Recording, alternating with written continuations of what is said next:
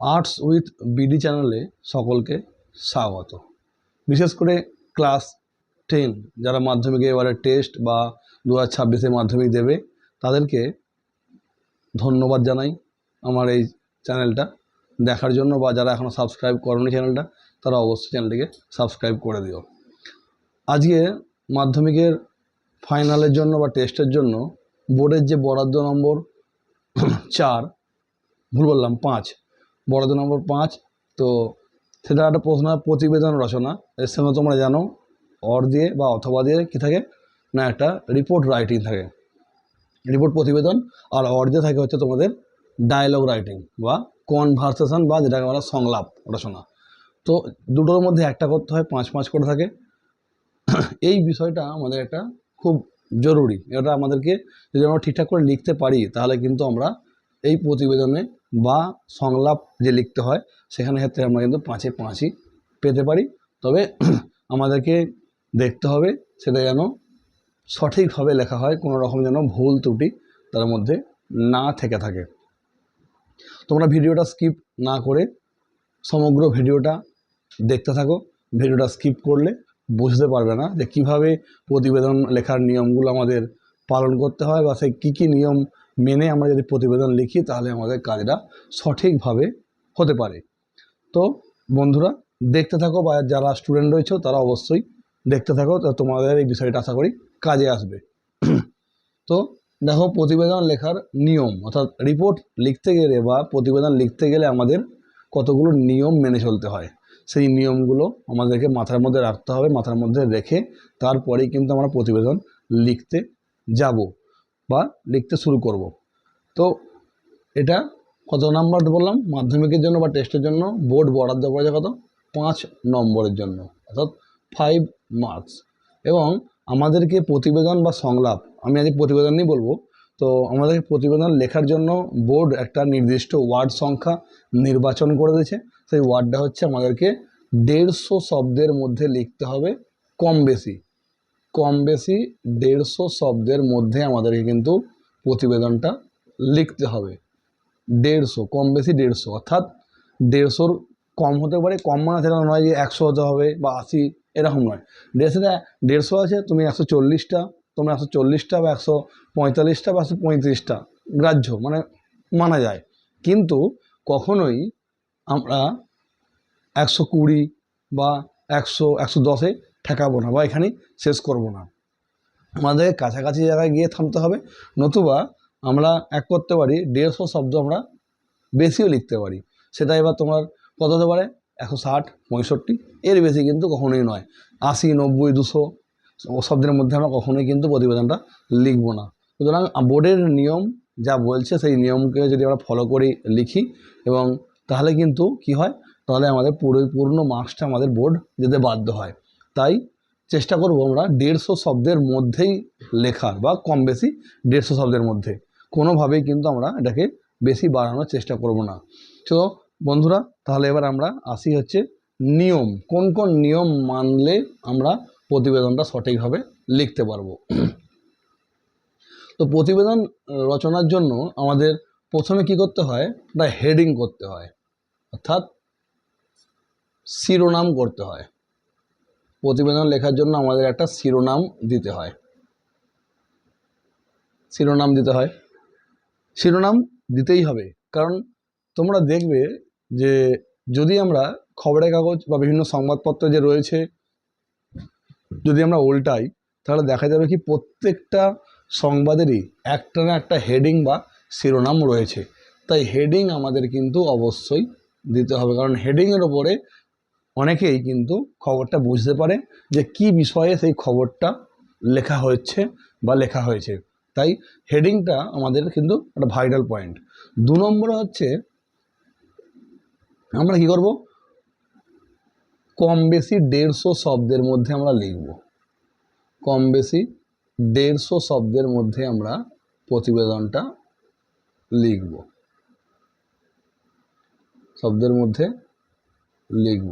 ওই বললাম যে এক গাদা ওয়ার্ড বাড়িয়ে লাভ নেই, to the point answer board যেটুকু বলেছে সেই নিয়ম মেনেই আমরা কিন্তু সেটা ফলো করার চেষ্টা করব। এর বেশি আমাদের লেখার কোনো প্রয়োজন নেই। আচ্ছা, প্রতিবেদন লেখার পর আমাদের কি করতে হবে, মানে হেডিং করার পর কী করতে হবে, হেডিং করার পর যখন শুরু করব, শুরু করার আগে আমাদের কী করতে হবে, নিজস্ব সংবাদদাতা, নিজস্ব সংবাদদাতা লিখব, জায়গার নাম দেব বা স্থানের নাম দেব এবং তারিখ লিখব, তারিখ লিখব, তারিখ আমাদের লিখতে হবে। লেখার পর কী করব, তারিখ লেখার পর একটা কোলন চিহ্ন দেবো। কোলন চিহ্ন তোমরা জানো যে উপর নিচে দুটো এরকম তারা ডটের মতো, এই কোলন চিহ্ন আমরা দিয়ে তারপরে কিন্তু আমরা প্রতিবেদনটা লিখতে শুরু করব। আচ্ছা, 4 নম্বর কি পয়েন্ট আমাদের মনে রাখতে হবে, 4 নম্বর পয়েন্ট হচ্ছে আমরা কিন্তু নিজস্ব মতামত কখনোই চাপিয়ে দেব না। অর্থাৎ নিজে কি জানি বা নিজে সেই বিষয় সম্পর্কে যেটা জানি সেটা কখনোই কিন্তু আমরা চাপিয়ে দিতে পারি না। নিজস্ব মতামত আমরা কখনোই চাপিয়ে দেব না। আচ্ছা, 5 কি, কোনো রাজনৈতিক বক্তব্য, রাজনৈতিক বক্তব্য বা প্ররোচনামূলক ভাষা, রাজনৈতিক বক্তব্য বা প্ররোচনামূলক ভাষা আমরা ব্যবহার করব না, ব্যবহার করব না। 6 কি আসছে, 6 আসছে যে আমরা কি করব, প্রতিবেদন লিখব সবসময়, বেশিরভাগ সময় কি করব না, আমরা অতীতকালে লেখার চেষ্টা করব, বা যেটাকে বলা হয় পাস্ট টেন্স, অতীতকালে লেখার চেষ্টা করব বা অতীতকালে আমাদের লিখতে হবে। কারণ হচ্ছে যে ঘটনাটা ঘটে গেছে, ধরো তোমরা একজন রিপোর্টার, এবং রিপোর্টাররা কি হয়, ঘটনাটা ঘটে গেছে, সাধারণত ঘটে যাওয়ার পর তারা খবর পেয়ে সেই ঘটনাস্থলে উপস্থিত হয়। তাহলে কি না, ঘটনা ঘটে গেছে মানে পাস্ট বা অতীত, তারপর সে ওই স্থানে যাচ্ছে, সেই স্থানে গিয়ে সেই স্থানটা সম্পর্কে খবরাখবর সংগ্রহ করে তারপর সেটা সে তার পত্রিকায় লিখছে বা পত্রিকায় পাঠাচ্ছে। তো সেক্ষেত্রে আমাদের কী হবে, সেক্ষেত্রে আমাদের কিন্তু অতীতকালটা ব্যবহার করে আমরা এটা লেখার ব্যবস্থা করব বা চেষ্টা করব। আচ্ছা, এই যে প্ররোচনামূলক একটা ভাষা বলেছি, প্ররোচনামূলক বা এটাকে আমরা উস্কানিমূলক বলতে পারি, উস্কানিমূলক অর্থাৎ কোনো রকম আমরা এমন ভাষা ইউজ করব না যেখানে কিন্তু প্ররোচনা দেওয়া হচ্ছে বা উস্কানি দেওয়া হচ্ছে। এই উস্কানিমূলক ভাষা ব্যবহার করলে কিন্তু আমাদের চলবে না, এগুলো সম্পূর্ণ আমাদেরকে এড়িয়ে যেতে হবে। মূলত এই 6টা যদি আমরা নিয়ম মানি, এই 6টা নিয়ম মেনে আমাদেরকে প্রতিবেদনটা লিখতে হবে। এবার কিভাবে শুরু করবে সেটা আমি একটা দেখিয়ে দিচ্ছি।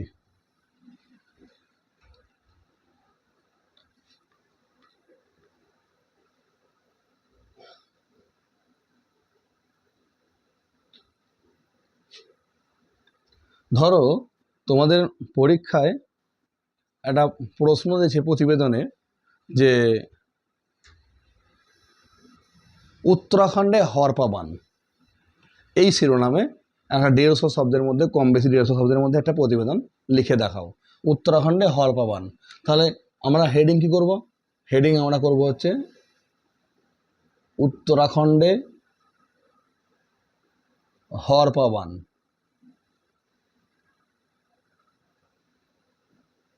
তোমরা চেষ্টা করবে হেডিংটা সবসময় কালো কালিতে লেখার। এরকম একটা আন্ডারলাইন করে দেওয়া হলো, আন্ডারলাইন করে দেওয়ার পর আমরা এখানে কি করব, ওই যে বললাম লিখতে হবে নিজস্ব সংবাদদাতা, কমা